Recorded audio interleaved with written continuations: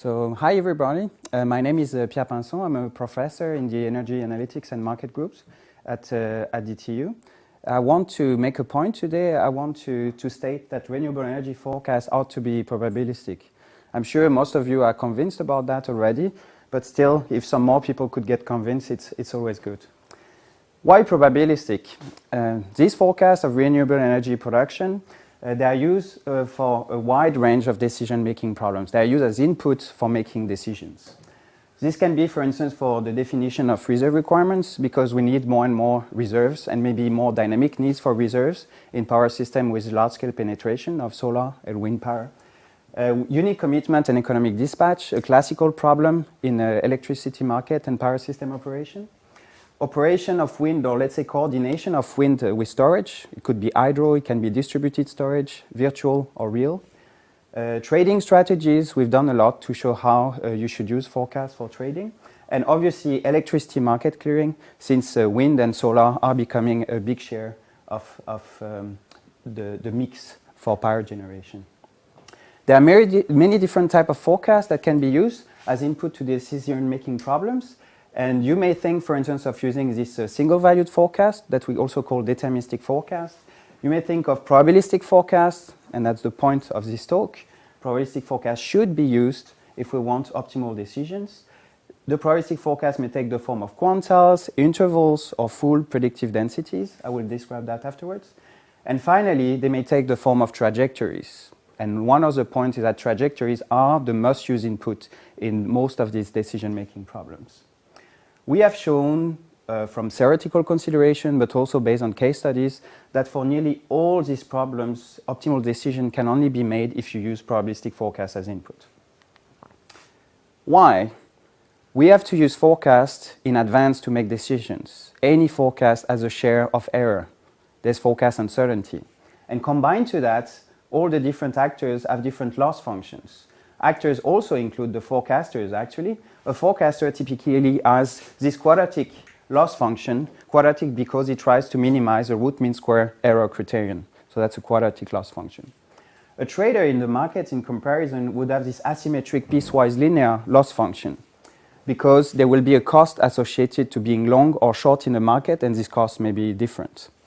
More generally, a portfolio manager will have maybe this more complex loss function, and even more generally, most decision makers, practitioners don't even know their loss function. But there will always be this kind of loss function in the background, and as soon as it's a bit complex, asymmetrics and so on, you can be sure that you need probabilistic information as input to find the optimal decision to be made. What is the best forecast in this case? Maybe not this one, even though it's the most normal forecast to use as input to decision making. This is what we call the point forecast or single-valued forecast. They only inform about the conditional expectation of power generation. Conditional expectation, you have to think we have information up to a certain point t. That's when we issue the forecast. You have a model, you've estimated parameters for this model, and then based on this knowledge on your model, etc., this trajectory in bold here is the mean of whatever you think could happen. The mean of whatever can happen doesn't tell you this is what's going to happen. And you see in most cases when you plot observations in parallel to the forecast, there is a forecast error, right? Since we have different type of loss function, you would like maybe to have a little choice of how you would like to tweak this forecast. If you only get this information, this is not enough for making optimal decisions. What we really want is something like that. Predictive densities, probabilistic forecasts that tell about the full range of potential events.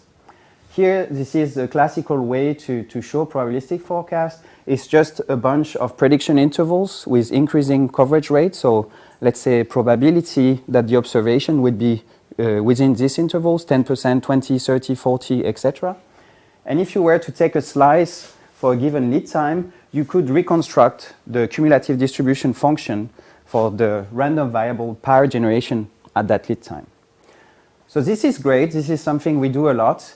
We can describe the random variable like that for each lead time individually and each location individually. For most decision-making problems, this is not enough because the fact you do that individually, you don't account for the dependent structure in uncertainty that can be dependent in space and in time. And these are important. If you care about that, the ultimate product, say, That's these trajectories.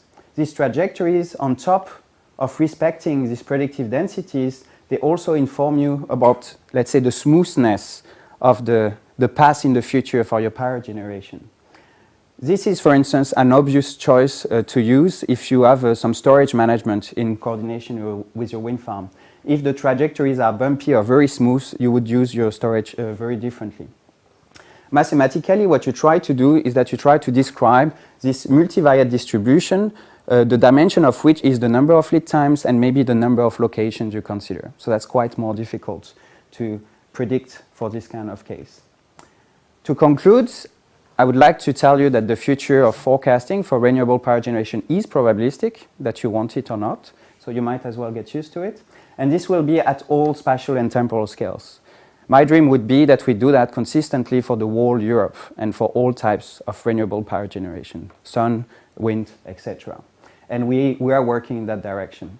The most important research path, we've done a lot on generating this forecast. We know how to do, that's big problems, but we can handle it. We need to be good at assessing the quality of this forecast. When you issue probabilistic information, it's actually quite difficult to figure out if this is good or not. So we need to do more mathematics for that. And then, since I'm trying to convince you to plug this forecast as input to decision-making problem, we have to ensure that you maximize value from using this forecast. Value can be in dollars, it can be in system safety, you can think of whatever you want. Eventually, what we really want is to convince practitioners and decision makers to use them, because we think that will really permit to maximize benefits from integrating renewables in the system. Thank you very much.